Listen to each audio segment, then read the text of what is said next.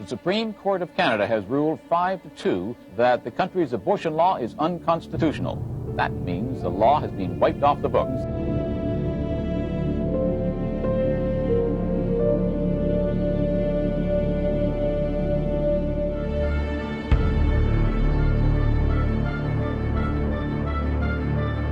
Looking at the last 50 years in Canada is like trying to figure out what might have been.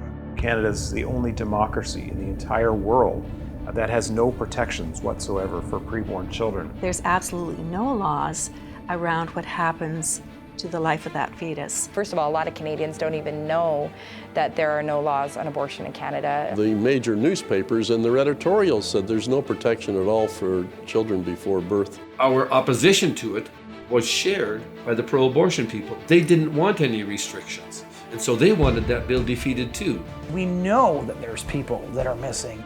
That child should have been born. It should have been a part of my life. The media do not want us to challenge society in the way that we could if they covered what we did.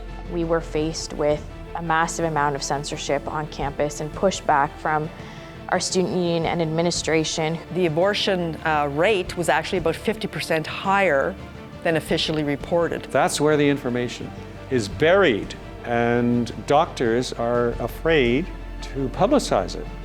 They're withholding information because it's bad for business, ultimately. There's money to be made in abortion, there's money to be made in STD services, and there's money to be made in IVF services. When do you think the average human baby begins to learn? The answer is from the first detectable heartbeat. This is the greatest crime against humanity in our generation. Yeah, a lot of people don't realize that the early feminists, many of them rejected abortion.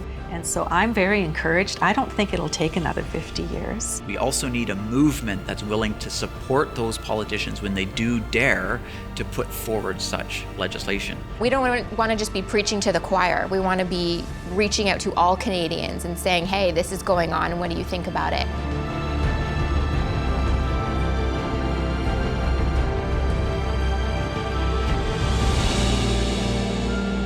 Now the Prime Minister, Pierre Trudeau, introduced the bill. He had the courage to do it.